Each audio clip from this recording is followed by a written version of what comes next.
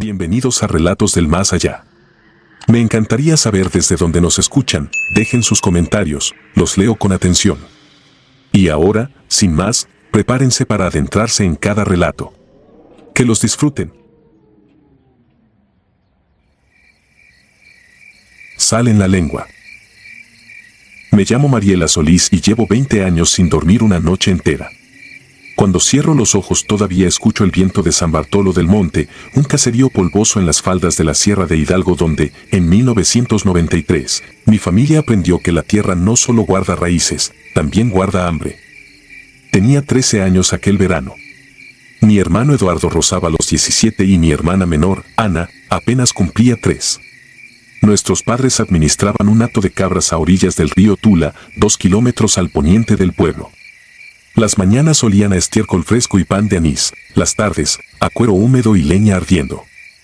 Parecía un lugar simple, pero de noche el monte murmuraba cosas que los adultos fingían no oír. Eduardo era callado, fuerte, y desde que regresó de un viaje al mercado empezó a actuar de modo extraño. Cada atardecer, cuando encerrábamos a las cabras, sacaba un puñado de sal gorda, escogía un grano y lo presionaba contra la lengua de Ana hasta que ella lo disolvía entre sollozos. Decía que la sal pesa más que la sombra, una frase que a mí me helaba la sangre porque se la había enseñado una anciana desconocida que lo abordó camino a la feria. Si nuestra madre veía la escena, rezongaba, si la veía nuestro padre, borracho casi siempre, tronaba los nudillos, pero nunca hizo más. Las rarezas aumentaron. De madrugada, Eduardo trepaba al cobertizo y rociaba la techumbre de semillas de cilantro que guardaba en un morral raído. También clavaba puñaditos de espinas de pirul en las jambas y dibujaba círculos con cera de cabrito derretida en torno al catre de Ana. Decía que algo rondaba el rancho, que se colaba por las ramas de mezquite y lamía el sudor de los niños dormidos. Mi padre lo llamó paranoico y lo amenazó con atarle la lengua a correazos si seguía iluminando el techo con su lámpara de gasolina. Esa misma noche, pasado de pulque, mi padre aceptó una bolsa de monedas antiguas de una mujer nómada. Dijo que era pago por una cabra recién parida, pero aquel animal jamás apareció. 3 días después, un sol inclemente nos rajaba la piel cuando mi madre me pidió llevarle comida a Eduardo. Eran las 3 de la tarde, la hora en que el calor se pega a los huesos. Tomé la olla de frijoles, tomé a Ana de la mano y echamos a andar por la vereda que conduce al río. El silencio era tan rotundo que podías escuchar tu propio pulso, sin embargo, juraría que alguien respiraba tras los nopales. Divisé a mi hermano junto al abrevadero. Agité el brazo para que nos viera y animé a Ana a correr hasta él. Quise librarnos de la sensación viscosa que me perseguía. Ni bien la niña echó a trotar, una silueta femenina brotó del matorral como una lengua de sombra, alta, vestida con un rebozo negro que no dejaba ver su rostro. Se abalanzó sobre Ana, la alzó con una facilidad antinatural y se internó en el monte. Allí no había senda, aún así, sus pies no chasqueaban ramas ni levantaban polvo. Grité el nombre de mi hermana con un alarido que me despellejó la garganta. Eduardo arrojó su machete, se desató la carabina del hombro y se lanzó tras la aparición. Yo corrí tras él, pero el pastizal reseco me abrió la piel de las canillas y las espinas se enredaron en mi falda. El silbido de un chotacabras fue lo último que oí antes de perderlos de vista. Llegué a la casa con los labios partidos, las manos sangrantes y una sola frase: se la llevó, se la llevó. Mi madre me dio a beber agua con azúcar mientras yo temblaba como si me sacudiera un relámpago. Juntas intentamos despertar a mi padre, hundido en un sopor fétido de aguardiente y cobre viejo, pero se hundía más en el catre cada vez que lo zarandeábamos. Fue entonces cuando buscamos a los vecinos. Vinieron 11 hombres con machetes romos, un par de carabinas y la resignación de quien sospecha que la lógica ya no sirve. El sol estaba declinando cuando hallamos a Eduardo. Estaba tirado entre hojas secas, con la camisa hecha jirones y la cara surcada de arañazos de distinto tamaño, unas marcas finas como de espino y otras anchas, humanas, hundidas en carne viva. Entre dientes balbuceaba, no seguía pisadas, seguía un olor dulce, y ella se volvió humo. Uno de los vecinos escupió la palabra bruja como quien repite un diagnóstico incurable. Alguien más dijo que aquella semana ya faltaban 2 niños en Santiago de las Minas, un poblado del otro lado del cerro. Buscamos a Ana hasta que las linternas agotaron el queroseno. El bosque parecía un organismo de una sola respiración que se reía de nuestros pasos. A la medianoche regresamos al rancho con las manos vacías. Apenas cruzamos la puerta, mi padre despertó furioso, le costó 2 segundos comprender lo que ocurría y 1 para volcar su rabia sobre mi madre. Los vecinos se interpusieron, le gritaron que la culpa era suya, que vendió la cabra por mezquinas monedas y que, borracho, durmió mientras la cosa acechaba. Mi madre sangraba del labio, Eduardo bramaba impotente y la casa olía a sudor rancio y madera vieja, un olor que todavía, 30 años después, me hace nausear. Al tercer amanecer llegó la patrulla municipal con un zapatito de charol y el vestido floreado que Ana usaba la tarde de su cumpleaños. Estaban manchados de un barro rojizo que, según dijeron los agentes, también chorreaba de un peñasco junto al río. No había cuerpo, solo barro y 2 mechones de cabello. Mi madre lanzó un grito que partió al gallinero y se hundió de rodillas con los brazos en cruz. Mi padre se aferró a la botella, no la soltó ni cuando la noticia salió en la radio local, 3 infantes desaparecidos en la región. Eduardo duró una semana encerrado. Cuando salió, lo primero que hizo fue clavar un puñal en la mesa y prometer que encontraría el tejido de carne que faltaba. Tenía el rostro macilento, ojeras feroces y una bolsa nueva de sal. La noche en que se marchó, desoyó las súplicas de mi madre y dejó tras de sí un mosaico de huellas húmedas. Jamás regresó ni siquiera cuando enterramos a nuestros padres años después. Dicen que vive en la frontera, mudo, con los nudillos cubiertos de costras de sal marina. Yo me quedé. Y aprendí a detectar el silbido agrio que antecede a la desgracia. Cada vez que arrecia el viento del potrero y las gallinas se encorvan sobre sus propios picos, cierro las ventanas y esparzo un círculo de ceniza mezclada con sal en la puerta, tal como hacía Eduardo. Algunos se ríen, otros prefieren no escuchar.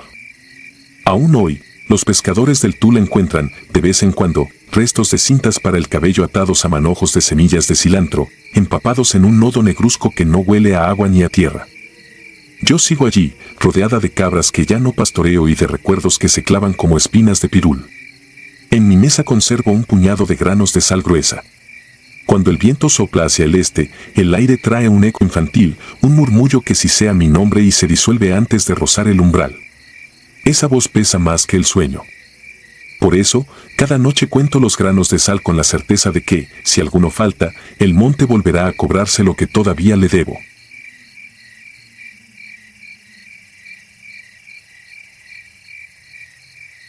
La sombra que arrastra. Siempre creí que los terrores de la noche eran exageraciones de los mayores, leyendas para mantenernos en casa.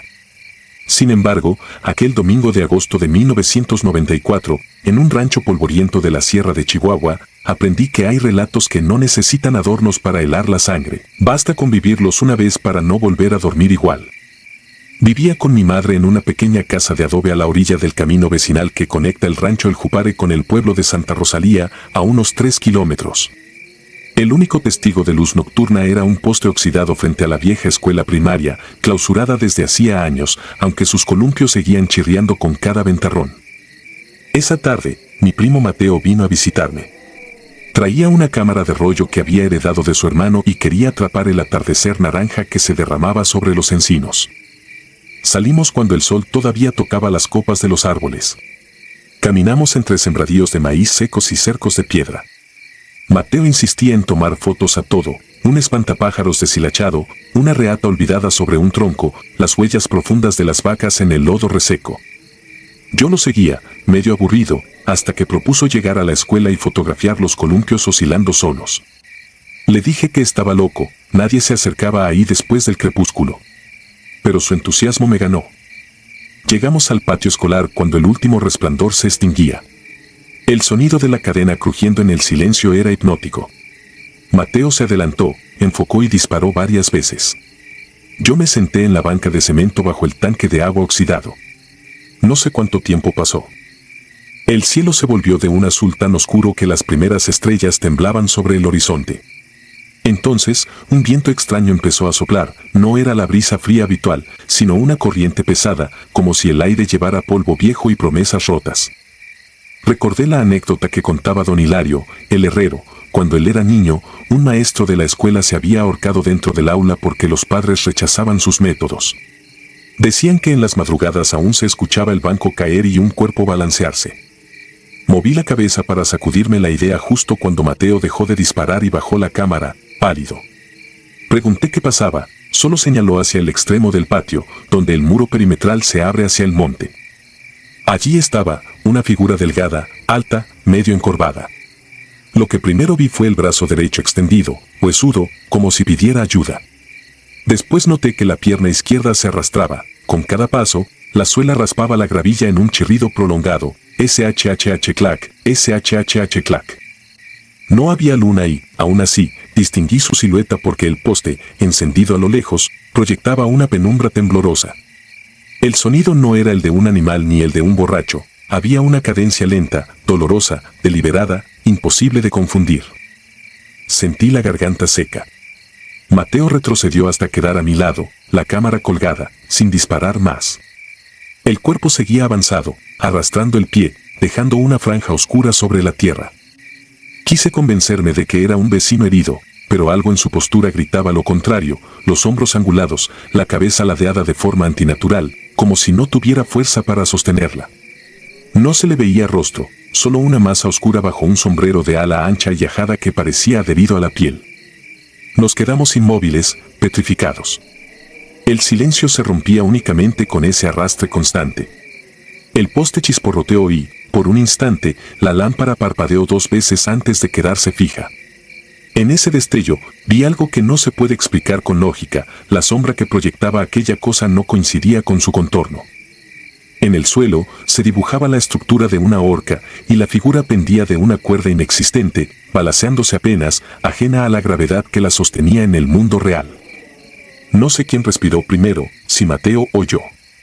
Corrimos sin mediar palabra, empujando el aire frío, pisando piedras que nos cortaron los tobillos, sin darnos cuenta. El camino a casa pasa por un puente de concreto sobre un arroyo seco, lo saltamos de un brinco, escuchando detrás el eco del shhh clac multiplicado, como si la criatura se hubiera vuelto legión.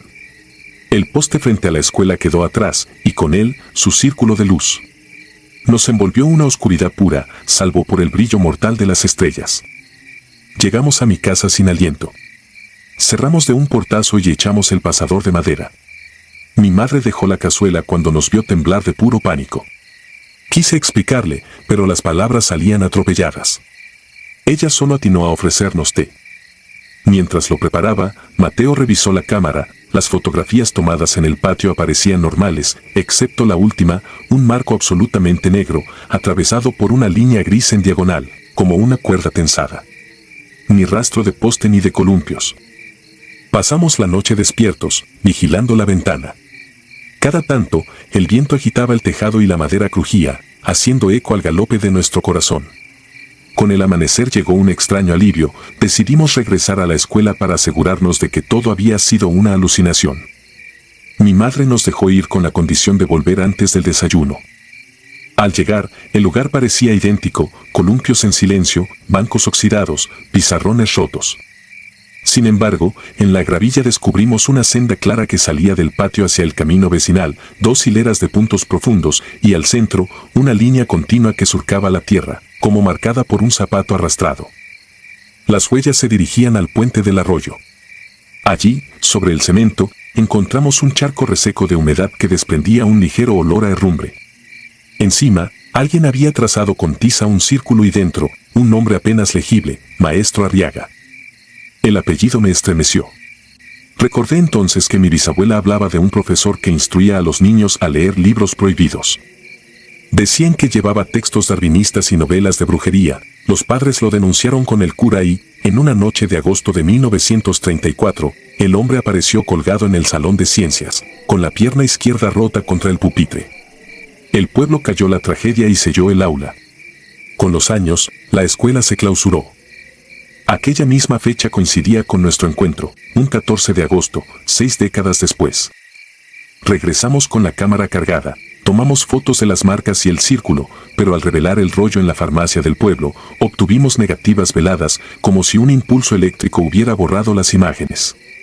Mateo, incrédulo, juró vender la cámara. Yo no lo culpo, algunas ventanas es mejor no volver a abrirlas. Poco después, mi madre decidió mudarnos a Delicias con una tía. El rancho quedó atrás, pero cada vez que agosto se aproxima, siento en la planta de los pies aquel shhh clac reptar en mi memoria. He intentado buscar registros del maestro Arriaga, Solo hallé en la hemeroteca una nota amarillenta que menciona a un educador acusado de herejía, encontrado fallecido de forma trágica. Nada más. Nadie en Santa Rosalía quiere hablar, y los pocos viejos que quedan dicen que fueron cosas de Dios. A veces pienso que la sombra que vimos no era un fantasma, sino la culpa colectiva de un pueblo que prefirió silenciar la injusticia. Se convirtió en un ser errante, condenado a vagar arrastrando la pierna rota, ofreciendo la mano a quien lo mire, como pidiendo que lo reconozcan al fin. Esa idea me atormenta más que cualquier aparición, saber que los vivos podemos fabricar monstruos con nuestro desprecio y luego enterrarlos bajo capas de olvido. Han pasado 30 años. Leo historias de terror para convencerme de que lo mío fue simple imaginación. Sin embargo, cada que cierro los ojos, aparece aquella silueta contra el resplandor pálido del poste, su sombra imposible proyectando una horca vacía.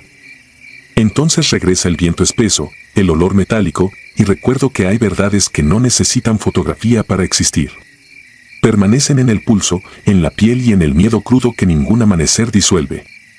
Si alguna noche escuchas un paso seco y otro arrastrado detrás de ti, no voltees. Apura el paso y busca la primera luz que veas. Pero si el poste parpadea 2 veces antes de estabilizar el foco, ya es tarde, la escuela está más cerca de lo que crees, aunque jures no haberla visto jamás. Y en su patio, un maestro fracturado aún extiende la mano por justicia mientras su sombra se mece en silencio, esperando que alguien se atreva a aceptarla.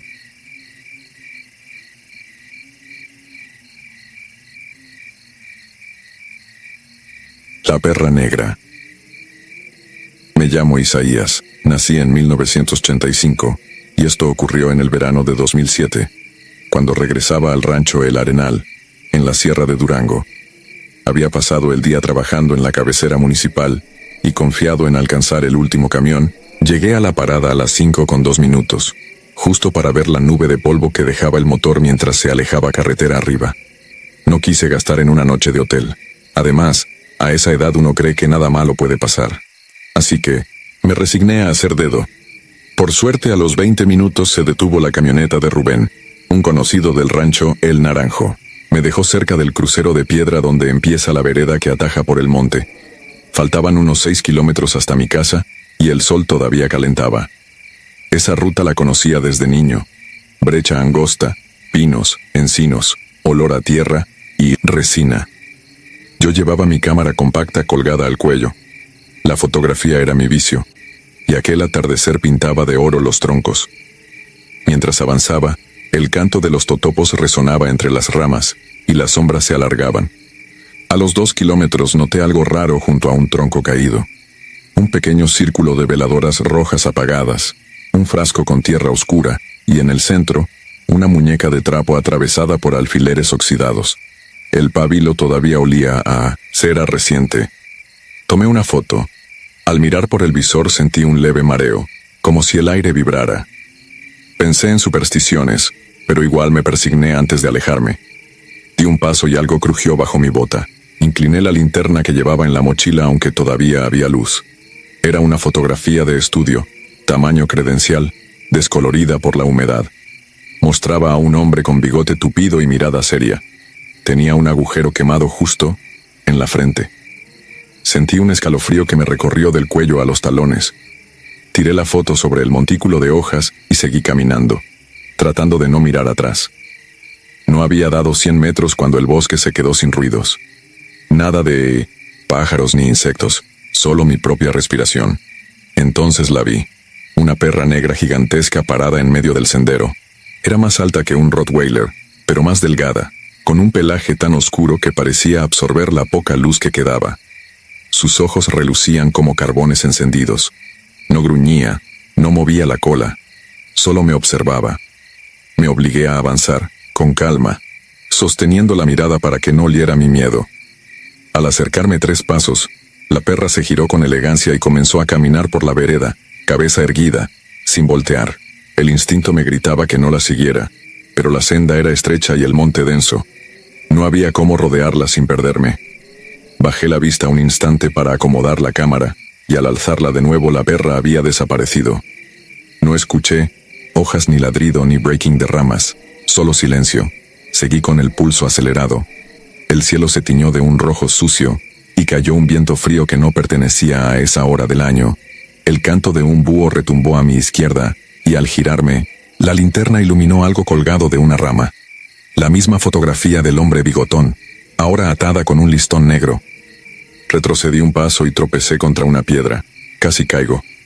Al incorporarme vi que la foto no colgaba de una rama sino de la garra de la perra, que estaba parada detrás de mí, tan cerca que olía su aliento rancio. No recuerdo haber gritado. Corrí.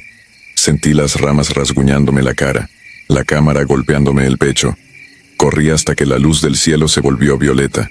Cuando paré para orientarme, me di cuenta de que no estaba en el sendero, sino en un claro que jamás había visto. En medio, un círculo de piedras formaba un altar bajo una encina muerta. Sobre las rocas, 13 retratos envejecidos. Cada uno tenía un agujero en la frente. Entre ellos, reconocí la imagen que había pisado. La noche cayó de golpe, sin crepúsculo. Encendí la linterna y el haz tembló sobre las fotos. En el instante en que la luz tocó la última, un gemido brotó del suelo, como aire escapando de una caverna. Las piedras comenzaron a desprender tierra húmeda, y apareció la perra, saliendo de entre las raíces arrastrando cadenas invisibles. Sus ojos rojos se fijaron en mí, y la linterna se apagó, aunque juraría que las pilas eran nuevas. Todo quedó negro, y el aire olía a carne quemada. Sentí una lengua áspera rozándome la mano. Cerré los ojos con fuerza y murmuré: «El Padre Nuestro». Cuando los abrí, la perra había retrocedido un par de metros. Parecía tambalearse, como si algo tirara de ella hacia atrás. Entre su pelambre surgió un brazo huesudo. Una mano amarillenta agarraba su lomo y, poco a poco, emergió el torso famélico de una mujer anciana, cubierta de tierra, con los ojos cosidos y la boca sellada por alambre oxidado. Quise correr, pero las piernas no respondieron. Aquella mujer alzó la mano libre señalándome el pecho. Sentí un dolor agudo, como si un clavo atravesara mi esternón. El olor a óxido llenó mi boca. A mis pies apareció la cámara. El flash se disparó solo, iluminando el altar y cegándome. Cuando la luz se disipó, ya no había perra ni anciana. Solo el círculo de piedras y las fotos ardiendo sin fuego, consumiéndose en silencio. El claro quedó a oscuras, y de pronto, un murmullo surgió detrás de cada tronco. Voces apagadas, rezos entrecortados, sollozos. El viento giró sobre mí, cargado de polvo que raspaba la piel. Comprendí que el bosque respiraba. Entonces recordé lo que contaba mi bisabuela. En estos montes, la brujería se hereda, y las deudas se pagan con sangre familiar. Apreté los puños y recité el nombre de mi madre, de mi padre, de mis hermanos, uno por uno, como pidiendo permiso a la tierra para volver a casa. El viento cesó. Una claridad gris plateada bañó el claro. Era la luna ya alta. Vi el sendero a unos metros ahora despejado. Caminé despacio con las manos temblorosas. Cada paso parecía hundirse más de lo debido, como si el suelo fuese blando. Al fin alcancé el camino principal y divisé la primera casa del rancho. Todo estaba en silencio, sin gallos ni perros. Toqué la puerta de don Laureano, el vecino, más cercano. No contestaron. Empujé y cedió. La casa vacía, la mesa puesta, la comida fría. Seguí hasta la mía. La puerta estaba entornada. Dentro, mi madre dormía en la mecedora, como si nada hubiera pasado. Respiraba tranquila. No quise despertarla. Necesitaba creer que la normalidad aún existía. Fui a mi cuarto. La cámara todavía colgaba de mi cuello. Revisé la tarjeta de memoria. Solo había una imagen, tomada a las 5:48. En ella aparezco yo, de espaldas, junto al altar, iluminado por el flash. Detrás de mí, la perra negra y la anciana con la boca cosida. No recuerdo haber tomado esa foto. Intenté borrar el archivo, pero la pantalla parpadeó y la cámara se apagó para siempre. Al día siguiente, volví al claro con plena luz, acompañado de Rubén y 2 vecinos. No encontramos piedras, ni fotos, ni rastro de pisadas.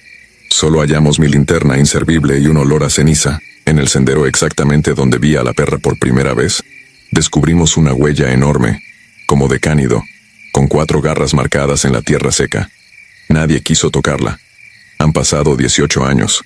Jamás volví a andar de noche por esa vereda. La foto impresa aquella misma semana La guardo en un cajón bajo llave. A veces la oigo vibrar, como si algo reclamara salir. Hay noches en que los perros del rancho empiezan a aullar sin motivo. Entonces sé que el cerro recuerda mi nombre.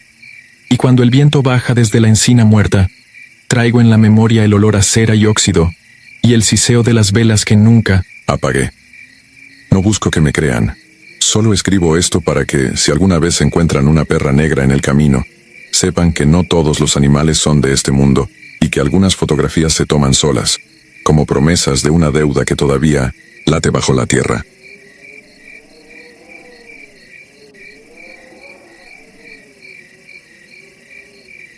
Garras de medianoche. Tiendo a mentir cuando alguien me pregunta por qué detesto los techos de lámina, digo que el ruido me quita el sueño. La verdad nació en 1997, cuando yo tenía 17 años y vivía con mi hermana Clara en un rancho casi fantasma llamado El Mezquite, en los llanos de Zacatecas. La carretera estatal quedaba a 3 kilómetros y el primer vecino estaba a 500 metros, lo bastante lejos para que cualquier grito muriera antes de llegar a otra puerta. A nosotros nos pareció un buen refugio tras la muerte de nuestros padres, pero bastó una temporada de cosecha para que la soledad revelara su peor cara. La casa era de adobe encalado, el baño, un diminuto cobertizo de madera detrás del corral. Desde niñas, mi madre y mi abuela repetían la misma regla: después de la última gallina, nadie sale. Clara la respetaba, yo creía que los temores de las mujeres mayores servían para mantener a los niños a raya. Hasta que la noche del 13 de septiembre mi estómago me traicionó. Habíamos cenado frijoles recalentados con chile seco, me despertó un retortijón que no admitía espera. Tomé la lámpara de gasolina y salí al patio. El aire olía a tierra mojada por llovizna reciente y el brillo lechoso de la luna apenas alcanzaba a manchar los charcos. Dentro del baño la vela se apagó con el roce de mi codo, así que regresé en completa oscuridad, alumbrado solo por la lámpara que pendía de mi mano. Fue entonces cuando el silencio se hizo pesado. Ni grillos ni viento, solo un zumbido leve, como si algo agitara el aire desde arriba. Alcé la vista. Sobre el techo, al borde de la bajante, había una silueta encorvada. No distinguí su forma exacta, apenas la curva de un lomo con mechones ásperos y dos extremidades dobladas al revés, como navajas de hierro viejo. La lámpara tembló, la luz saltó contra las láminas, y la figura retrocedió un paso extraño, casi un brinco. Yo corrí al interior, cerré el postigo y me quedé pegado a la puerta, sudando hielo. No desperté a Clara. Fingí que había sido una sombra. Sin embargo, la noche siguiente empezó el calvario. A las 2 de la mañana escuché un clomp, y luego otro, espaciados. Parecía que algo pesado caminaba de un extremo al otro del tejado. Las pisadas terminaban encima de la habitación que compartíamos. El sonido, media suela, media pezuña, rebotaba en la madera del cielo raso. Clara abrió los ojos y me miró. No hablamos. Solo nos cubrimos con la cobija, como si eso impidiera que nos viera desde arriba. Al tercer día los animales reaccionaron. Las gallinas se negaban a subir al palo para dormir. El guajolote más viejo se quedó en el corral con las alas abiertas, mirando el techo, hasta que amaneció tieso, muerto de algo que no era frío. Encontramos huellas en el enjarre, 4 hendiduras largas, paralelas, delgadas como las arpas de un gallo, pero hundidas en el barro seco con la fuerza de un pico. Seguí creyendo que podía haber un mapache rabioso, un perro grande. Necesitaba creerlo para dormir. Por la tarde fui al pueblo a buscar al herrero. Le encargué 2 puntas de hierro y una vara. Dije que iría a matar un tlacuache que se comía mis aves. El hombre me miró raro, pero aceptó. Al caer la noche clavé las puntas en un palo de mezquite y dejé la lámpara y un machete a los pies de la cama. Con los ojos abiertos, aguardé el clon. Cuando llegó, sentí como el colchón vibraba. Clara apretó mi antebrazo, yo me deshice de su mano, agarré el improvisado lanzón y salí al patio descalzo.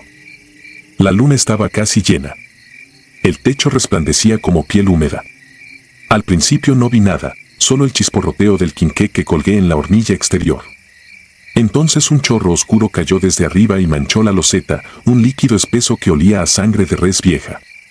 Levanté la lámpara. Algo se incorporó junto a la chimenea. Era más alto que un perro, más bajo que una cabra, pero con una columna que terminaba en una cola pelada. Tenía los brazos pegados al tronco y las patagarras se enganchaban a la lámina como garfios. No había ojos visibles, apenas 2 hundimientos húmedos donde debía ir la vista y un hocico corto latiendo, cubierto de plumas ennegrecidas que parecían moho. Sentí la vara vibrar entre mis dedos. Me acerqué un paso, la cosa dio un respingo. El metal chocó contra un hueso y un chasquido me recordó el crujir de un costillar al romperse. La criatura chilló, un sonido agudo que se perdió en los llanos. Saltó, planeó sobre mí y cayó detrás del gallinero. Oí a las gallinas escandalizarse. Corrí por el machete, pero al volver solo vi polvo. Seguí el rastro de sangre, coágulos espumosos que relucían como brea bajo la luz. Me llevó al antiguo pozo, tapado desde que el agua se contaminó con arsénico. La tapa de madera estaba corrida. El hedor a óxido me revolvió el estómago. Volví con Clara al amanecer. No había dormido. Ella me estaba esperando frente a la estufa, con la piel gris de miedo. Quise darle una explicación, pero se me trabó la lengua. En vez de hablar, subí al techo a inspeccionar. Había plumas pegadas con sangre, mechones de un pelaje café y un agujero donde las láminas se habían doblado hacia adentro, como si algo hubiese caído desde el cielo. Las noches siguientes la bestia cambió su rutina. Ya no se paseaba, se quedaba inmóvil, respirando. Era peor, porque ese silencio tenso obligaba a mis nervios a imaginar su postura, la vibración de sus patas sosteniéndose en equilibrio, el latido que empujaba esa sangre casi negra. Clara rezaba apretando un rosario. Yo, que nunca tuve mucha fe, cargaba el machete y el lanzón todo el tiempo. Ninguno de los dos hablaba de huir, la cosecha estaba a medio prender y un préstamo nos ataba a la tierra. El 19 de septiembre, a las 3:15, la criatura dio un paso en falso. Escuché un rechinido de lámina y luego un golpe sordo en el suelo. El gemido que soltó fue tan grave que pensé en un toro herido. Salí al patio. El quinqué se había apagado. La única claridad venía de Venus asomada en el oriente. Guiado por el gemido, llegué al corral. El animal estaba atrapado en la trampa para coyotes que usábamos en la siembra, un lazo de alambre sujeto a una estaca. Se retorcía, pero el alambre le había cortado la pata trasera, esa pata con escamas de guajolote. El hueso blanco brillaba. Se revolcaba levantando polvo y estiércol, y cada vuelta mostraba partes nuevas, pelaje ralo en el lomo, costillas marcadas, plumas erizadas en la nuca, y un vientre lampiño que palpitaba como un fuelle. No tuve misericordia. Hundí la punta de hierro en su pecho, justo donde imaginé un corazón. El cuerpo se arqueó, expulsó un chorro caliente que me empapó la camisa, y luego quedó inerte. Un crujido acompañó el último espasmo. La pata restante se soltó de la trampa, el animal quedó tendido boca arriba, la lengua bífida colgando. Allí, bajo la débil luz del amanecer, medí mi terror con detalle. El hocico era de perro, pero más corto, y los dientes salían como astillas fuera de la encía.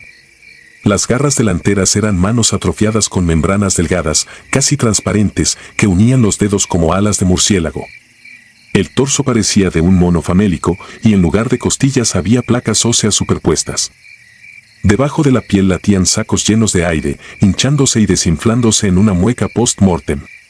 Sin embargo, lo que más me aterró fueron los ojos. No tenían globo ni iris, solo huecos profundos, oscuros, donde un brillo interior se apagaba lentamente, como una brasa hundiéndose en ceniza. Arrastré el cuerpo hasta el pozo contaminado. Lo empujé dentro y eché cal encima. Clara me observaba desde la puerta con un candil, las piernas temblándole. Cuando la madera volvió a cubrir la boca del pozo, el rancho se quedó extrañamente callado, como si toda ave, insecto y alimaña hubiese entendido que algo perverso había sido devuelto a la tierra. Dormimos con los párpados abiertos hasta que salió el sol. Por la tarde cargamos lo necesario en la camioneta destartalada de mi padre y nos marchamos hacia Fresnillo. Vendimos la cosecha a un verde, pagamos la deuda y nunca volvimos.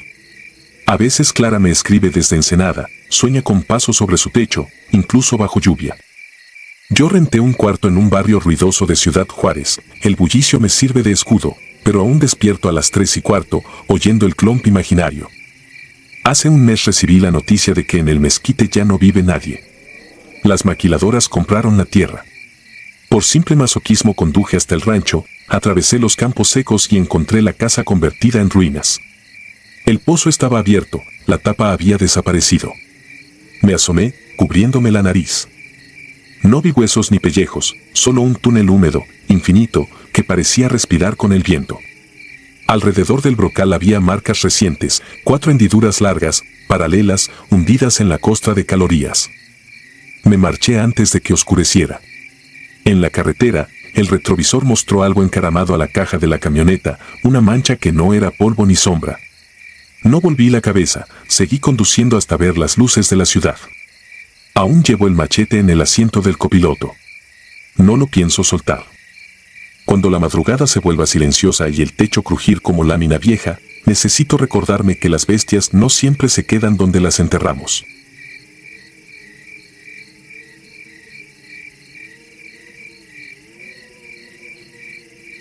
El sepulto. No he vuelto a dormir con la misma calma desde aquella tarde de 1998 en San Miguel del Mezquite, un rancho polvoriento al sur de Durango donde el calor y el silencio parecían ahogar cualquier intento de fe. Mi nombre es Mauro Castillo, tenía 27 años y acababa de llegar como maestro rural, convencido de que la tranquilidad del campo me curaría la ansiedad que traía de la ciudad. Pronto descubrí que la verdadera inquietud no nace del bullicio, sino de lo que se esconde en las grietas del mundo. San Miguel, entonces, era un puñado de casas de adobe dispersas alrededor de una capilla desvencijada. El agua escaseaba ahí, cuando el arroyo que surte al mezquite crecía con las tormentas de verano, arrastraba lodo y animales muertos. Las mujeres caminaban hasta allí para lavar, los hombres, para llenar cántaros. A los forasteros nos advirtieron que no nos acercáramos si el cauce rugía, pero, recién llegado, yo no tenía ropa que planchar ni ánforas que llenar. La señora Rosa, una viuda que me rentaba un cuarto, mencionó que poseía una casa abandonada en el Homerío, a medio kilómetro de la escuela. Allá hay un lavadero, maestro. Si prefiere, suba y lave su ropa con agua de pozo, limpia y fresca. Agradecí el gesto. Después de la jornada escolar cargué mi morral con camisas sudadas y seguí el sendero serpenteante entre mezquites. Era media tarde y el sol, aún pesado, pintaba sombras largas sobre la tierra cuarteada. La casa lucía sólida pese al abandono, muros anchos, tejas de barro, una sola ventana de madera astillada que daba directo al lavadero. Empujé la puerta, un rechinido seco retumbó en el interior hueco.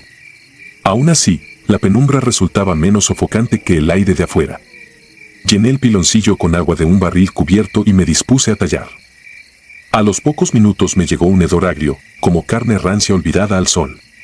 Pensé que quizá un mapache se había colado y muerto bajo el techo. Me cubrí la nariz con la manga y seguí tallando entre chorros de jabón. Al alzar la vista hacia la ventana vi, dentro de la sala oscura, una figura quieta. Era la silueta de un hombre de traje antiguo, la piel blanquecina en la penumbra y, lo que me paralizó, pequeños tapones de algodón sobresaliendo de nariz y oídos. Cerré los párpados y los froté con los dedos enjabonados, convencido de que el reflejo del atardecer me gastaba una mala broma. Si aquello era un difunto, debía de ser un recuerdo estampado en mi imaginación por las historias de velorios que los abuelos repiten. Respiré hondo, pero el olor empeoró, penetrante, dulce y podrido al mismo tiempo. Cuando volví a mirar, la figura estaba ya junto al alféizar, a escasos centímetros del lavadero. Vi con claridad el rostro marmóreo, los labios color ceniza hundidos en una mueca ajena a la vida. El corazón me retumbó en los oídos, tiré el jabón y salí corriendo, dejando la ropa flotando en el agua gris. El chiflido del viento me persiguió hasta el camino, como un lamento contenido entre los mezquites. Esa noche no conté a nadie lo sucedido. Sentado en la cama, intenté razonar. Tal vez un vecino entró sin que yo lo notara y quiso asustar al forastero. Sin embargo, el detalle de los algodones, que solo se colocan a los muertos, socavaba cualquier explicación lógica. Dormité con la lámpara encendida, sobresaltándome cada vez que los perros aullaban en la calle. Pasaron semanas. En el rancho decían que la vieja casa pertenecía a la familia de Rosa desde la Revolución, pero nadie vivía allí porque un antepasado, don Silvestre, había fallecido en la sala hacía décadas, velado en el mismo lugar donde la gente juraba ver luces extrañas. Yo rehuía el tema y volvía al arroyo para lavar, aun cuando los charcos de fango me salpicaran las piernas. La imagen del cadáver pegado al alféizar me seguía como sombra. A fines de noviembre, la viuda me ofreció comprar la casa a plazos. Decía que necesitaba dinero para marcharse con parientes a la capital. El precio era apenas simbólico, paredes sólidas, terreno propio y la promesa de un pozo que nunca se secaba. A pesar de las pesadillas que me acosaban, la idea de tener mi propio techo me tentó. Firmamos un papel simple ante el comisario y la propiedad pasó a mi nombre. Bastó cruzar la puerta con aquella llave oxidada para que regresara el hedor, aunque más sutil, como si respirara bajo el polvo. Me armé de valor, abrí todas las ventanas y dejé entrar la luz áspera de mediodía. Durante las siguientes semanas pinté muros, cambié tejas y barnicé puertas. Cada noche, sin embargo, un murmullo parecía deslizarse por los pasillos. Me repetía que era el viento, que la soledad provoca alucinaciones auditivas. Colocaba libros y macetas junto a la pared donde había visto al difunto, como si bastaran para contener algo más denso. Poco antes de Navidad sufrí un sueño vívido. Caminaba por mi sala y hallaba a un hombre alto, con sombrero de ala ancha y el rostro cubierto de tierra húmeda. Me hablaba sin abrir la boca: no quiero lastimarte, solo avisa que detrás de ese muro descansa lo mío. Señalaba la misma pared junto a la ventana. Desperté sobresaltado, con la garganta seca, la casa entera crujía en la madrugada. Un aire helado escapaba por las rendijas. A la mañana siguiente descubrí un hilo de yeso agrietado en la zona que el visitante señalaba en el sueño. El color era más oscuro, como si hubiese absorbido humedad desde dentro. Recordé las viejas historias de entierros clandestinos en tiempos de bandolerismo, tesoros, osarios, víctimas de fiebre española. Decidí no derribar nada, pero la curiosidad ardía. Compré una barra y un martillo, los guardé en un rincón y pospuse el impulso, como quien oculta una carta peligrosa en el cajón, prometiéndose olvidarla. La vida cotidiana siguió con normalidad aparente: clases, misa de domingo, tertulias en la plaza mientras la banda tocaba corridos. Sin embargo, mi sueño ligero detectaba pasos suaves en la sala, un golpe débil contra la pared me despertaba puntualmente a las 3, el aire adquiría la misma peste dulzona que en el lavadero, solo por segundos, suficiente para que el estómago se revolviera. La salud empezó a mermar, ojeras marcadas, palidez y una jaqueca que latía desde la nuca hasta las sienes. Una tarde gris, cuando el viento arremolinaba polvo y hojarasca, el pozo se vació de golpe. Saqué el cubo y solo subió barro espeso. Bajé la vela para inspeccionar, el agua estaba fresca más abajo, pero flotaba una película aceitosa con motas ambarinas. Ese olor, el mismo que me había perseguido, emanaba de la profundidad. Comprendí que la casa entera sangraba desde dentro. El 1 de febrero, extenuado, tomé la barra y golpeé la pared. El yeso cedió rápido, como si hubiera perdido voluntad. Bajo la capa salió a la vista adobe viejo, agrietado por la humedad. 3 golpes más y se abrió un hueco, un aire frío golpeó mi cara con un tufo insoportable. Iluminé con una linterna un espacio hueco entre muros, de apenas medio metro de ancho. Dentro había huesos revueltos, telas desgastadas, un sombrero de ala ancha y, sobre todo, un cofre pequeño, de hierro oxidado. Sentí la lengua áspera, el pulso disparado. El eco de un gemido se deslizó desde la sala como brisa helada. Con manos temblorosas limpié el cofre, la tapa estaba asegurada con un candado corroído que se dio al primer martillazo. Dentro, monedas de plata ennegrecidas, una fotografía sepia de un hombre, traje oscuro, ojos firmes, y, junto a la imagen, un fajo de papeles en espiral, ilegibles por la humedad salvo una frase garabateada en tinta desteñida: que mi cuerpo guarde mi fortuna y mi casa guarde mi respiro. Sentí que la habitación giraba. Al levantar la linterna hacia la abertura vi, pegado a la pared opuesta, un rostro blanco, los algodones saliendo de su nariz, su boca se curvó apenas, como quien reclama algo que es suyo. Retrocedí tropezando con escombros, la linterna cayó y se apagó. En la oscuridad escuché un golpe seco, luego otro, como si un peso se dejara caer al suelo de la cavidad.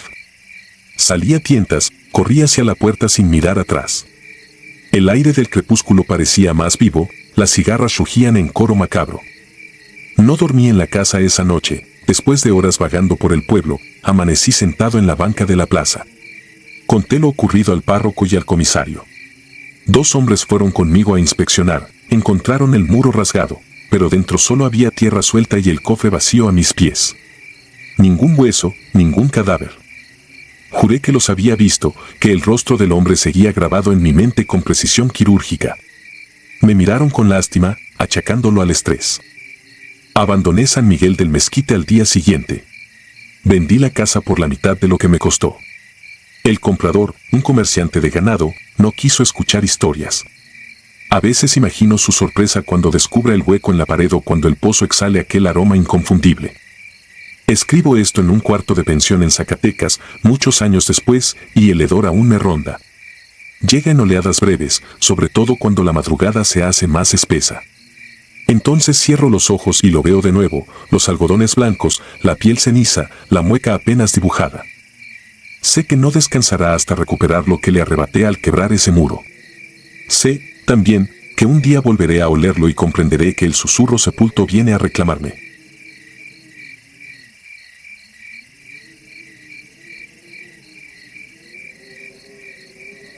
Forja fúnebre. Nunca me gustaron las campanas, crecí sabiendo que solo suenan por dos razones, misa o muerte. Sin embargo, al aceptar el viejo taller de herrería de don Aurelio en San Sebastián el Alto, un rancho polvoriento al sur de Jalisco, me resigné a convivir con su antiguo carrillón de bronce, colgado del pórtico como amuleto. Corría el año 2004, tenía 32 años, manos endurecidas por el fuego y la falsa certeza de que todo en esta vida puede doblarse a martillazos. El primer tañido llegó en la madrugada del 18 de septiembre. Trabajaba en un yugo para bestia, cuando un repique metálico, hueco y prolongado, retumbó desde el fondo del taller abandonado, ese galpón de adobe que don Aurelio cerró antes de morir carbonizado dentro de su propia fragua. Creí que el viento había agitado el carrillón, pero afuera no soplaba ni una brisa. Revisé el corredor con una lámpara de queroseno, nada se movía. El silencio volvió tan súbito que sentí el eco apretándome el cráneo. Dormí mal, si a cerrar los ojos y ver escamas rojas tras los párpados se le llama dormir. Al amanecer encontré limaduras de metal bajo la puerta del galpón, como si alguien hubiese limado una pieza toda la noche. El polvo olía a óxido fresco, a sangre recién coagulada.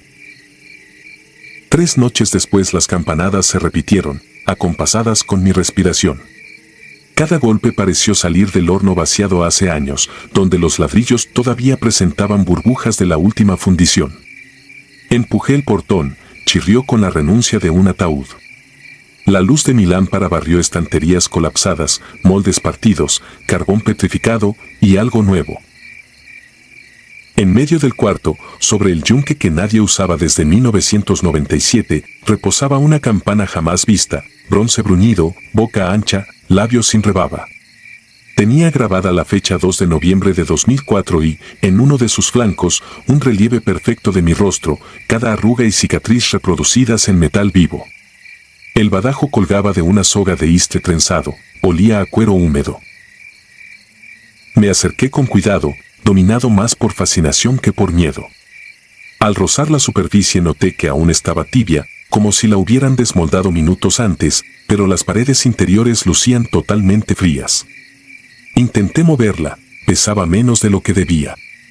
No encontré huellas, ni escoria, ni baño de arena, simplemente había aparecido, forjada en un horno que llevaba años sellado. Decidí buscar explicaciones terrenales. Pensé en una broma pesada, algún vecino quiso asustar al nuevo herrero, pero nadie del poblado poseía el oficio ni la paciencia para un molde tan detallado. Llevé la campana a la sacristía para que el padre Benigno la bendijera y, de paso, me dijera si conocía su procedencia. Apenas la vio, palideció. «Esto no es bronce», murmuró. «Y tampoco lo toques más». Golpeó el borde con una moneda. El sonido no fue el tañido tradicional del cobre, respondió con un timbre agudo, casi vítreo, que se prolongó demasiado, rebotando entre los muros de cantera.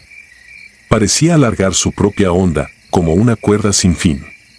El sacerdote la cubrió con una estola y me pidió dejarla allí, acepté con alivio. Pero al salir del templo, escuché otro campanazo a mi espalda, mi piel se erizó al recordar que la campana estaba envuelta. La semana siguiente, los animales del rancho se inquietaron. Vacas mugiendo de madrugada, caballos empapados en sudor, gallos que no dormían. En la troye, el maíz amanecía con un sabor metálico. Mis manos olían a fierro aún sin tocarlas. Peor, en mis sueños, la campana volvía a colgar del pórtico, se mecía sola, y cada balanceo hacía crujir mi esqueleto por dentro. El 28 de octubre encontré abierta la puerta de la sacristía, la estola yacía en el suelo, cortada en tiras. Ni rastro de la campana. El padre Benigno no apareció en misa ese día, lo hallaron al anochecer, rígido detrás del altar, los tímpanos reventados y el cuello marcado por un círculo rojizo, como si le hubiesen colgado una cuerda ardiente. Comencé a escuchar las campanadas a pleno sol, mezcladas con el canto de los anates. Resonaban dentro de mi pecho, no en mis oídos, cada golpe comprimía mis pulmones. Comprendí que algo marcaba la cuenta regresiva hacia el 2 de noviembre, Día de Muertos, fecha grabada en el metal. Tenía 5 días. Intenté destruirla. Localicé la campana recostada sobre mi yunque, como si nunca se hubiese ido. La aseguré con tenazas de hierro y le asenté martillazos con la masa de 10 kilos. La herramienta rebotó, dobló su mango y me cortó la ceja. Ni una abolladura. Volví con un soplete de acetileno, el fuego lamió la superficie, pero a los pocos segundos la llama se tornó azul oscuro, arremolinada hacia adentro, y la boquilla del soplete se extinguió con un silbido igual al ulular de un huracán en miniatura. En un arranque de furia enterré la campana en la fosa donde antiguamente se almacenaba carbón. Eché encima 20 sacos de escoria y tierra húmeda. Sellé la tapa con soldadura. Pareció suficiente, hasta que, esa misma noche, escuché el repique ahogado emergiendo desde el subsuelo. 1, 2, 3 golpes, cada cual retumbó en la médula de mis huesos. El eco subterráneo fue más terrible que el aire libre, sugería que la campana no necesitaba vibrar para sonar, solo existir. El 1 de noviembre amanecí con la lengua inflamada y sabor a monedas. Las murallas de mi boca dolían. Escupí un coágulo oscuro, no era sangre, sino una suerte de cascarilla metálica que tintineó en el lavamanos. Al mediodía, las sombras comenzaron a distorsionarse. Veía mi silueta alargarse en los muros, como si detrás de mí colgaran más cuerpos que el mío, cada uno balanceándose a ritmo de péndulo. Cerraba los ojos y todavía las veía. Comprendí que la campana no era el fin sino la llave. ¿Qué habría? No lo sabía, pero llevaba mi rostro y fecha. Pertenecía a mí tanto como mis manos o mis dientes, negarla era negarme. Resistirme era acabar mi propia rebelión contra algo más antiguo que la voz humana. Así que esa noche, armado con la lámpara y una cruceta de hierro, abrí la fosa. Entre humo de tierra fría surgió la campana, limpia, sin rastro de óxido, casi luminosa. Al levantarla sentí un escalofrío que no venía del aire, emanaba del bronce, una corriente que propagó escalpes en mi piel. La colgué de su vieja armella en el pórtico, igual que don Aurelio años atrás. Al primer toque con el badajo, las luces del rancho parpadearon y se apagaron. El silencio posterior fue tan perfecto que escuché mis globos oculares humedecerse dentro de las órbitas. Llegó el 2 de noviembre. Amaneció sin gallos, sin ladridos, sin viento, tal parecía que el rancho entero aguardaba ese día. Me senté frente al taller, mirando la campana inmóvil. Las horas pasaron viscosas. A las 17:06 el cielo se cubrió de nubes rojas, como hierro al rojo vivo. Exactamente a las 18, hora en que, según la esquela de don Aurelio, él había muerto, la campana se balanceó sola y emitió un tañido que me vació los oídos. No lo escuché, lo sentí atravesar mis órganos, disolviendo la sangre en burbujas calientes. El segundo golpe vino un minuto después. Mis rodillas cedieron. Vi el polvo del suelo vibrar como piel de tambor. En el tercero, la cuerda de iste se rompió, mas la campana siguió girando, debía obedecer a un eje invisible. A la cuarta oscilación, una grieta se abrió en la cara metálica donde estaba mi relieve, los labios del retrato se separaron, como si quisiera hablar. Y habló. No fue un sonido, sino la palabra convertida en sensación, un mensaje vertido directamente en mis nervios. Decía mi nombre completo, mi fecha de nacimiento, cada pecado que creí ocultar. Enumeró los animales que había sacrificado, los clavos que enterré en la carne viva de las reses, la hora exacta en que mentí por primera vez. Luego anunció. El hierro nunca olvida, Melquiades, solo espera. Comprendí entonces la razón de la forma liviana del bronce imposible. No era campana, era cráneo fundido con memoria. Yo era su badajo.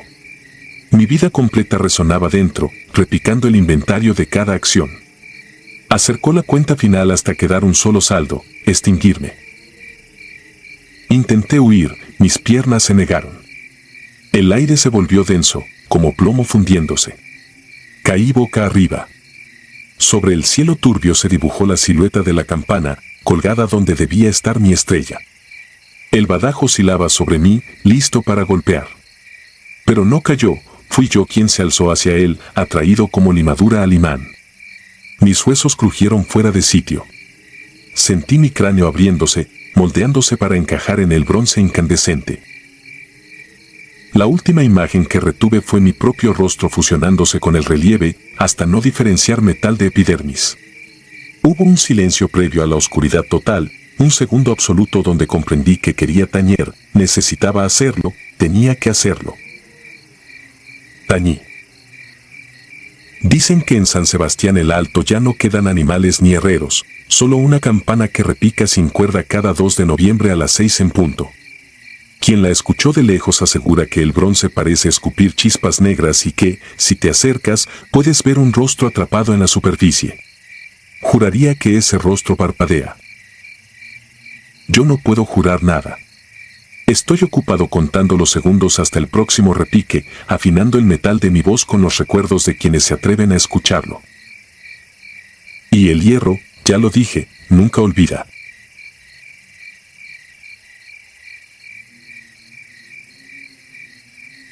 Cenizas de mi nombre. Nunca he sabido dormir de corrido. En abril de 2007, cuando acepté el puesto de caporal nocturno en el rancho La Cáscara, a 10 kilómetros de Santa María del Oro, Durango, pensé que aquellas vigilias iban a curarme el insomnio a fuerza de cansancio. Lo que acabaron curándome fue la ilusión de que la noche es solo ausencia de luz. Aprendí que, cuando se pone el sol, algo empieza a respirarnos detrás de los cerros. El rancho pertenecía a la familia Urrutia desde tiempos de la Revolución y estaba rodeado por un anillo de mezquites tan tupido que, de día, las ramas dejaban pasar destellos de sol como cuchillos cruzados. De noche, en cambio, el aire se espesaba con un olor metálico, imposible de ubicar, ni estiércol ni sangre, pero cercano a ambos. Mi rutina estaba clara: recorrer el perímetro, revisar candados, contar los becerros y anotar cualquier anomalía en un cuaderno que debía firmar al amanecer. La primera madrugada fue calma hasta poco antes de las 3, hora en que el silencio adquiere huesos. Recorría el último pasillo del corral cuando vi el resplandor, una fogata pequeña, perfectamente redonda, ardiendo en el centro del corral de engorda. No había chisporroteo ni humo. Los becerros, en vez de apartarse, formaban un semicírculo como si asistieran a misa. Creí que alguno de los peones me estaba jugando una mala pasada, pero se suponía que yo era el único humano despierto. Me acerqué con el extintor listo, las chispas levantaron un vaho rojizo y, por un instante, juraría que latían al ritmo de mi propio corazón. Entonces las brasas giraron sobre sí mismas y se acomodaron hasta dibujar 2 letras, J y R. Mi nombre completo, Jesús Rentería. Quise aplastar el dibujo con la bota, pero el fuego lamió la piel del cuero sin traspasarla. Sentí calor sin dolor, el caucho humeó sin derretirse. Retrocedí y, en cuanto lo hice, la fogata se redujo a brasas y, luego, a un puñado de polvo oscuro. Los becerros mugieron al unísono, como si los hubieran despertado de un sueño. Convencí a don Hilario, el administrador, de que alguien se había colado. Instaló reflectores nuevos y me autorizó a patrullar con escopeta. La segunda noche, sin embargo, la ronda transcurrió en blanco. Empecé a sentirme ridículo y paranoico, así que decidí no mencionar más el asunto. Pero la tercera madrugada, los reflectores parpadearon y se apagaron, uno tras otro, hasta que la oscuridad volvió a tener dientes. Cuando el último destello se extinguió, la costra de silencio se partió con un estallido sordo. Volví a verla, la fogata inmaculada, idéntica, a la misma hora. Esta vez me obligué a avanzar sin titubear. Al acercarme, el calor me envolvió con una tibieza humillante, como si el fuego me invitara. Las brasas no formaron iniciales, se abrieron en espiral, escribiendo fechas que reconocí al segundo, el día en que murió mi padre, luego el día en que perdimos la casa, y finalmente la fecha de mi nacimiento. Cuando la espiral terminó, el fuego se agolpó en el centro y explotó en una llamarada que trepó hasta mi pecho. No me quemó, me marcó. En la penumbra, palpé la camisa y descubrí una costra de ceniza pegada a la tela formando esa misma espiral. Sangré un hilo mínimo desde algún rasguño invisible. Sentí que alguien me observaba, pero no levanté la mirada, me quedé quieto, tratando de oír más allá del viento. Nada. La llama desapareció como si nunca hubiera existido. Me fui directo a la barraca, donde los peones dormían. Todos roncaban. Revisé teléfonos, nadie había salido. Entonces comprendí que, si había testigos, no estaban vivos. Durante el día recorrí los linderos buscando huellas, pero encontré algo peor, donde la fogata había ardido quedaba un círculo de tierra vidriosa, como una cicatriz cauterizada. Intenté rasparla con una pala, hacía un sonido de vidrio quebrado. El veterinario del rancho creyó que se trataba de un fenómeno eléctrico, rayos globulares, lo llamó. Sonreí y asentí, guardándome la risa, aquello no lo había provocado el cielo.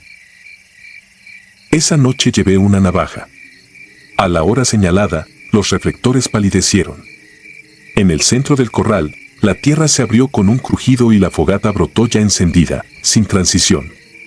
Me acerqué un paso y vi que las brasas, esta vez, estaban llenas de agujeros diminutos, como nidos de insectos. El fuego silbaba con un tono agudo y constante. Las brasas se juntaron de golpe y trazaron un mapa. Reconocí la línea quebrada del río Mezquital y una X roja sobre un recodo específico.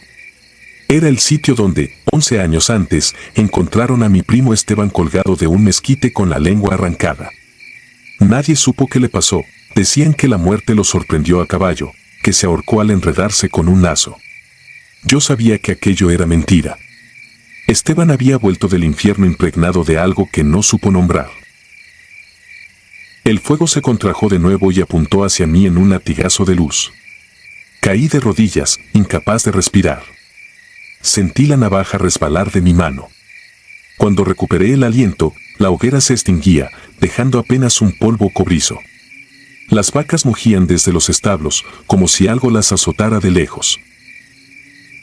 Intenté renunciar, pero don Hilario me ofreció un bono y, sobre todo, prometió que las llamas serían asunto mío a solas, nadie más se quejaría. Entendí que el rancho me había elegido, poco importaba dónde trabajara, la fogata me seguiría. Así que me quedé, dispuesto a llegar al fondo. Preparé una mezcla de agua bendita y sal, compré una cámara térmica usada y forré mis botas con loneta húmeda. Estaba listo para soportar el fuego, pero no para lo que vino. La madrugada del 30 de abril salió la luna más grande que recuerdo, tan inflada que parecía pender de un hilo. Los pájaros callaron temprano. Antes de la hora maldita corrí un círculo de vigilancia y conté los becerros, uno faltaba. Lo hallé tirado junto al pozo seco, con los ojos abiertos y el hocico lleno de ceniza. El orificio de su garganta exhalaba humo gris. De su pecho colgaba un símbolo que no comprendí hasta que lo giré, eran mis iniciales anudadas. No corrí. No grité. Sentí como la vergüenza me subía al cuello, la fogata quería mi miedo y yo se lo regalaba. Cuando los reflectores cayeron, enseguida vi el fuego, pero no estaba en el corral, ardía dentro del pozo. Bajé la cubeta con la noria y saqué un fango hirviente. El lodo se deslizaba como plomo líquido. Un remolino se formó en la superficie y escupió un puñado de carbones encendidos que flotaron hasta mí, desafiando la gravedad. Me rodearon en espiral, marcando un perímetro de luz en el polvo. Dentro de ese cerco, todo ruido se detuvo. Solo mi respiración y el crujido de las brasas moviéndose sin tocar el suelo. El fuego habló sin voz, cada chispa se quebraba en pequeñas runas incandescentes que iban componiendo frases en el aire. No eran letras, sino formas que entendía sin leer. Vi mi infancia en la casa abandonada de mi abuelo, vi a Esteban abriendo una zanja para enterrar algo, vi el filo de una cruz negra tallada en la zona del río. Todo ocurría a la vez, como si la memoria se quedara sin carriles y se volcara sobre sí misma. comprendí que mi línea de sangre había firmado un pacto con algo que se alimentaba de nombres quemados. La deuda se transmitía, como una semilla. El día que Esteban murió, brotó otra rama, y ahora le tocaba florecer conmigo. En ese instante, un zarpazo de aire tiró los carbones al suelo y, en menos de un segundo, el fuego me cubrió hasta la cintura. No dolía, pero escuchaba el cuero de mis botas chillar, despedazarse, consumir su propia carne. Miré mis piernas, el fuego se pegaba a la piel como un vestido transparente, iluminando las venas con un resplandor interno. Caí de espaldas. El cielo giró sobre mí como una tapa, y vi la luna inflada, hinchándose hasta romperse. Cuando la luz blanca cayó sobre el rancho, vi sombras alargadas salir de cada mezquite, caminar en fila hacia el pozo, arrodillarse en su borde y sumergirse sin salpicar. No eran hombres ni animales, parecían figura de humo solidificado, cada una cargando un bulto amorfo contra el pecho, tal vez un corazón. Quise arrastrarme fuera del cerco, pero el suelo se volvió blando, parecido a la carne viva. Mi mano se hundió hasta la muñeca en un barro tibio que olía a sangre rancia. En ese pantano sonaron campanillas invisibles. Las sombras se detuvieron y voltearon a verme sin ojos. Un relámpago rasgó el cielo y, por un instante, el rancho entero quedó expuesto, las bardas, los corrales, los mezquites, todo se veía en negativo, como si la realidad fuera una fotografía quemada desde atrás. Las sombras se fundieron con la luz y el mundo regresó a la penumbra. El fuego, de pronto, ya no me cubría. Estaba de pie, seco, ileso, en medio de un cráter de tierra carbonizada. Alrededor, los becerros yacían de lado, respirando con dificultad. Cada uno tenía grabada una letra distinta, y juntas formaban mi nombre completo en un círculo perfecto. La luna se encogía lentamente, como si hubiera exhalado toda su vida sobre mí. Escuché cascos de caballo al trote, no llegaban por el camino principal, sino desde debajo de la tierra, repicando contra una piedra hueca. Nunca supe cuánto duró aquello. A las 7 en punto llegó don Hilario con los peones. Me encontró de pie, sosteniendo una pala, cavando en la tierra vidriosa con los nudillos sangrantes. Ninguno se atrevió a hablarme. En mi cuaderno, hallaron una sola línea escrita con tinta negra: el fuego ya aprendió mi nombre. No recuerdo haberla escrito. El rancho cerró un mes después, los animales fueron vendidos a precio de liquidación. Dicen que quedó imposibilitado para cultivar nada, la tierra se quebraba en polígono tras polígono de ceniza. Yo volví a la ciudad, a un cuarto frente a la vía del tren. Cada madrugada me despierta el mismo chasquido, 2 piedras golpeándose para encender chispa. Miro por la ventana y no hay nadie, solo un reguero de polvo que brilla con la luz amarilla del farol. A veces huelo cuero quemado. Entonces sé que el incendio sigue caminando y que, tarde o temprano, volverá a pronunciarme hasta consumir la última vocal de mi aliento. Nunca he sabido dormir de corrido. Ahora entiendo por qué la noche no es la ausencia de nada, sino el reverso de algo que siempre está ardiendo. Y mientras quede carbón en el mundo, mi nombre tendrá brasas para deletrearse.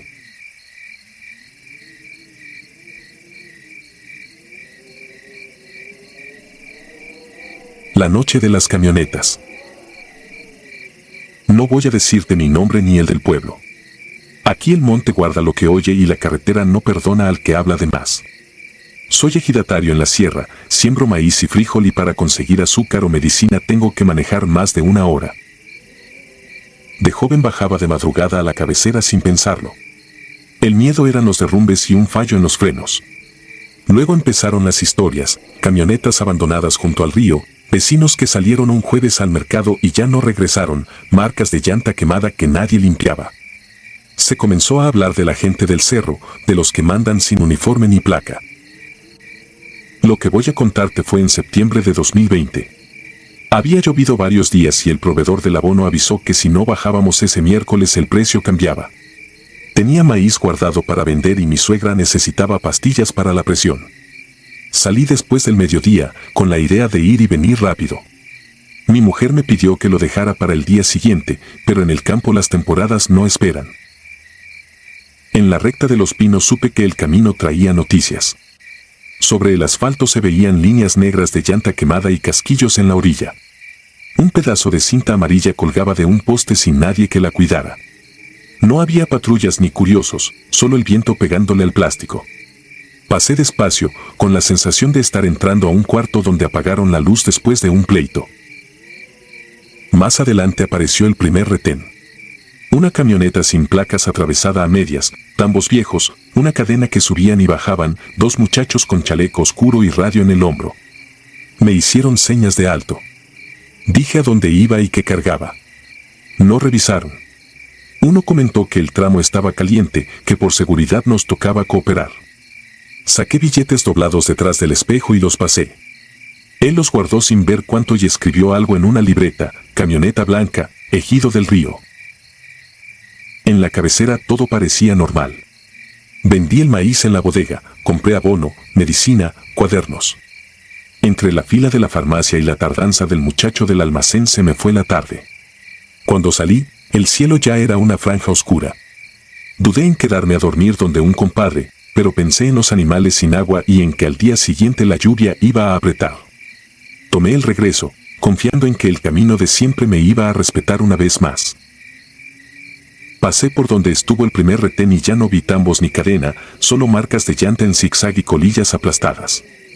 Alcancé a sentir alivio cuando, llegando al crucero de La Palma, vi otra camioneta orillada, con torreta apagada y dos hombres con camisa parecida a la de los municipales, pero sin insignias. Uno hizo cambio de luces y me señaló con el brazo que me detuviera. Se acercó con las manos en los bolsillos, tranquilo. Dijo que más adelante traían operativo fuerte, que si seguía por la carretera me iban a regresar, que mejor tomara la brecha del río porque ya habían avisado arriba. No pregunté quién ni por qué. En estos rumbos las preguntas se cobran caro. Me señaló un camino de tierra que se metía hacia los potreros. Lo conocía de día para bajar ganado, nunca de noche. Aún así giré el volante y me metí a la tierra suelta, siguiendo marcas frescas de llanta. La brecha estaba hecha lodo. Las ramas golpeaban las puertas, el chasis se quejaba en cada bache. El aire cambió, primero a pasto cortado, luego a combustible y a algo pesado, dulce y viejo. A los pocos minutos el camino se abrió en un claro junto al río. Había 3 camionetas estacionadas en círculo, todas con las luces encendidas hacia el centro. Los faros alumbraban una franja de tierra removida con montones alargados cubiertos con plástico negro. A un lado, hombres con lámparas en la frente abrían zanjas con palas y picos. Quise meter reversa, pero una camioneta se movió y me cerró el paso. Un hombre joven vino hacia mí sin prisa, arma colgando del pecho. «Apáguela y bájese», dijo. Lo hice. Me revisó por encima, preguntó de qué ejido era, cuántos años llevaba subiendo y bajando, quién más acostumbraba a ir conmigo. Respondí lo necesario. Otro tomó mis llaves y movió mi camioneta para ponerla de lado. Me llevaron hacia la tierra removida. No necesitaba que nadie me explicara que guardaban los montones de plástico. El olor lo decía todo, mezclado con la humedad del río. Un hombre me puso una lámpara en la mano y señaló la zanja. «Alumbre», ordenó. «No más eso». Me agarré a la lámpara como quien se agarra a un escapulario. Ellos cavaban con ritmo cansado. Alcanzaba a oír frases sueltas: «Estos son los de anoche, los otros vienen del entronque, que quede parejo». Yo trataba de no imaginar nada. Me concentraba en el círculo de luz, en no temblar. Cada vez que levantaban la vista sentía que me medían, como si estuvieran decidiendo si yo iba a salir caminando de ahí. En un momento llegaron otros con más montones de plástico, arrastrándolos sobre la tierra. Cerré los ojos un segundo, pero el olor seguía pegado por dentro. Uno de los hombres se puso a mi lado. Olía a tabaco viejo y lluvia. «Ya vio más de lo que debía, don», dijo. «Pero todavía puede irse a su casa». Me pidió la cartera. No buscaba dinero. La abrió para ver mi credencial, leyó mi nombre, el del ejido, la fecha. Asintió como quien apunta a algo en una libreta invisible. «Por eso mismo lo vamos a soltar», añadió. «Porque allá arriba lo necesitan. Pero usted nunca estuvo aquí». Me cubrieron los ojos con un trapo húmedo. Sentí que me guiaban, que me subían a la caja de otra camioneta. El motor arrancó. Dimos vueltas que no supe contar, primero sobre tierra, luego sobre asfalto. En algún momento el motor se apagó. Me bajaron, me hicieron caminar unos pasos. Alguien me quitó el trapo de un jalón. Estábamos otra vez en la carretera principal, a unos metros de mi camioneta, estacionada junto a la orilla como si nunca la hubieran movido. La noche era cerrada. El hombre que había visto mi credencial encendió un cigarro y dejó que la luz le dibujara la cara. Va a subir al ejido derecho, dijo. No se va a parar, no va a contar nada, no va a ir a la comandancia, no va a preguntar por nadie. Si algún día le proponen bajar todos juntos, invente una enfermedad. Aquí el que sabe de más no llega viejo. Me puso las llaves en la mano y se fue sin voltear. No hubo disparos ni gritos, solo el ruido del río allá abajo y una moto que se alejaba cerro arriba. Subí al ejido con las manos clavadas al volante. Las curvas de siempre se sentían distintas. Las luces de las casas brillaban igual, pero parecía que también sabían lo que yo había visto. Esa noche no dormí. Al día siguiente, en la asamblea, hablamos de lo del río sin entrar en detalles. Coincidimos en una sola cosa, salir menos, no bajar ya de tarde, cargar más cuando tocara ir. Hoy sigo sembrando y bajando cuando no queda de otra, pero reviso la hora, el cielo, los rumores, las marcas nuevas en el asfalto, las camionetas sin placas en las orillas. Y si algún día tú pasas por la zona donde la sierra se pega al valle y ves que te quieren desviar hacia una brecha con luces encendidas y hombres que parecen autoridad pero no traen insignia, piensa en lo que te acabo de contar. A veces llegar tarde es la única manera de seguir llegando.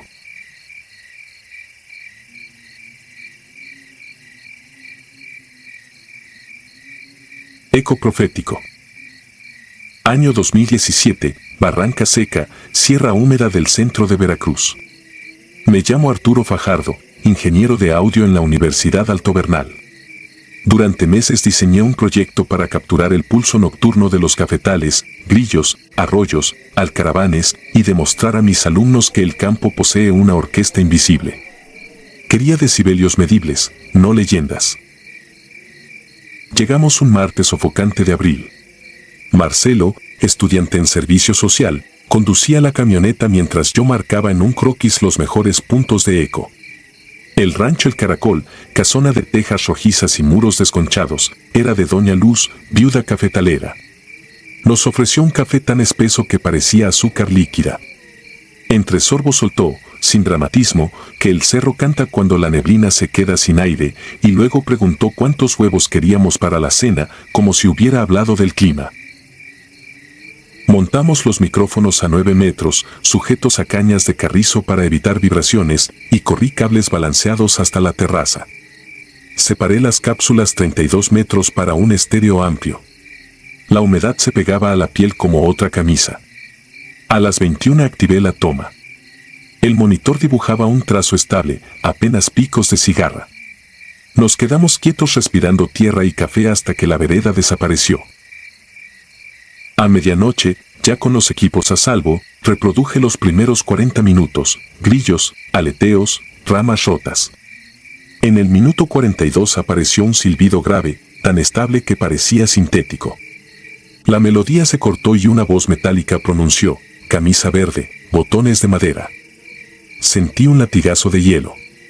Quité los audífonos. Llamé a Marcelo, él oyó solo insectos. Anoté el minuto exacto y cerré el programa. Dormí a saltos. Al amanecer recordé la camisa verde aún con etiqueta, precisamente con botones de madera. Para burlarme del miedo la colgué en la silla. Pasé la mañana analizando. Cada vez que el silbido reaparecía llegaba otra frase, botas con nodo, vaso térmico amarillo, objetos que planeaba usar al día siguiente. Cerré la laptop y limpié conectores para no pensar. La temperatura cayó esa tarde, una bruma rojiza se deslizó entre los cafetos como tinta diluida.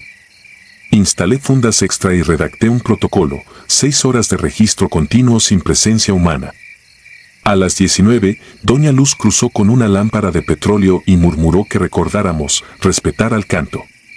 No explicó qué significaba respeto, su frase se me pegó a la nuca toda la noche. El bosque absorbía la luz. A las 2 de la madrugada, mientras registraba niveles, sentí un cosquilleo eléctrico en la nuca, el aire estaba inmóvil, pero alguien parecía soplar. Dejé la toma corriendo hasta el final. Ya a salvo, con Marcelo dormido, revisé la pista de las 2.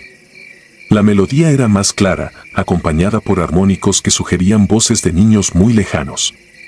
Entre ese coro emergió mi nombre y una advertencia doméstica: no olvides el vaso térmico amarillo. Allí estaba, intacto, dentro de mi mochila. Al despuntar la aurora cancelé el proyecto. Inventé excusas sobre interferencias y Marcelo aceptó. Doña Luz, envuelta en su chal, observó la camisa verde y advirtió: ese color ya es del monte. Lacré la caja y la empujé a la camioneta, convencido de que la lógica bastaría. El camino serpenteaba entre cafetos y curvas ciegas. En la primera pendiente la camioneta se detuvo como si chocara con aire sólido. Marcelo revisó fluidos, nada extraño. Descendimos.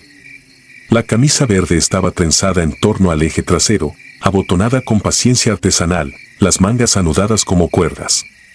Un olor a cobre mojado se alzó desde el barranco, mezclado con tierra recién abierta. Deshicimos el nudo con la navaja. Al caer, la tela sonó como lata arrugada. Subí, giré la llave, el motor respondió y bajamos sin hablar. Entré a Jalapa antes del mediodía, entregué equipos y redacté un informe repleto de tecnicismos que apenas ocultaban mi pánico. Intenté reanudar la rutina docente, pero el sonido se infiltraba en todas partes. Refrigeradores, frenos de autobús, luces de neón, todos repetían por instantes la misma frecuencia. El insomnio se convirtió en costumbre, mi mente reproducía el canto incluso sobre el silencio absoluto de la biblioteca. 31 días después cedí a la curiosidad. Cerré el laboratorio, apagué luces y reproduje la última hora grabada. La melodía descendió 2 semitonos, arrastrándose como un carrete viejo. La voz dijo: no cierres los ojos al mediodía. Eran las 11:45. Sin pausar salí al pasillo de tragaluces. En el reflejo de la puerta de incendios apareció una figura con camisa verde extendiendo algo oscuro. Me giré, nadie. Al volver, la figura seguía sonriendo con labios grises. El audio siguió, párpados como puertas de caja fuerte. Golpeé stop. En el espectrograma la voz era una banda negra que oscurecía todas las frecuencias. Invertí fase, filtré graves, la voz permaneció intacta, ajena a cualquier proceso. Esa noche, 2-3, mi teléfono, modo avión, reprodujo 10 segundos del canto y la frase: playera gris, jeans gastados. Era exactamente la ropa preparada sobre la silla. Desde entonces cada madrugada la secuencia se repite, describiendo con precisión la vestimenta del día siguiente. Si intento cambiarla, la llamada de la noche siguiente corrige el error. Hace 3 noches la narración cambió. Ya no enumeraba ropa cotidiana, sino vestiduras definitivas: lino blanco, mangas remangadas, corbata negra, mortaja de sarga. Al amanecer hallé sobre el escritorio una tarjeta de funeral en blanco. Antier añadió: 4 velas sin flama, ataúd de cedro, tierra suelta sobre tu pecho. Revisé el espectrograma, la banda negra crece con cada frase, como un muro que se cierra. Mañana es 4 de mayo, aniversario del deslave que sepultó la aldea contigua al rancho. 42 cuerpos nunca aparecieron, muchos vestían camisa verde del uniforme cafetalero. Comprendo que el canto no advierte, recluta. Enumera su inventario y llama a completarlo. Regreso esta noche a Barranca Seca con la mortaja descrita, un solo micrófono y baterías nuevas. No pretendo detener la maldición, solo quiero saber si la melodía concluye cuando ya no queden mañanas que describir. Si alguien halla este archivo,